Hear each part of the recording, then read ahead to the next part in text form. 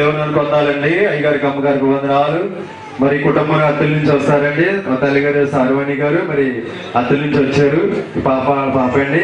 మరి పెళ్లి వివాహం అయ్యి మరి సంవత్సరంన్నరైనా మరి సంతానం లేనప్పుడు మరి ఎవరో చెప్పగా మరి యెహోవా మంది రావడం జరిగింది.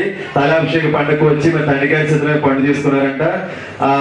తీసుకున్నప్పుడు తండ్రి మాట చెప్పారంట. మరి జనవరి వచ్చేసరికి మంచి మాట చెప్తామని చెప్పారండి. మరి అందరూ మరి 6 నెలలు వచ్చినప్పుడు తండ్రి చెప్పారండి, నీ కొడుకుని ఇస్తా అని చెప్పారంటండి. అందరూ ఖచ్చితంగా చెప్పగలుగుతారు. కొడుకు నీకు కొడుకే పుడితే కనుక నిజంగా దేవుడు ఉంటాడు అక్కడ, లేకపోతే దేవుడు లేడని చెప్పారంటండి. దేవుడు నాకు మాట ఇచ్చాడు, అలాగే దేవుడు ఇస్తారని నమ్మారంటండి. మరి అక్కడ కుమారుని మరి ఇచ్చారండి. తల్లి పెట్టి శ్యామం నుంచి మరి యెహోవా గిద్దలు తీసుకొచ్చి మరి పాక పెట్టుకున్నానంటే దేవుడి సాక్షి దీవించి ఆశ్రయించడం కాక చచ్చిన ప్రార్థన అప్పచెప్తాం. పరిశుద్ధ ప్రేమ కలిగిన తండ్రి, మరోసారి ప్రార్థిస్తున్నాం.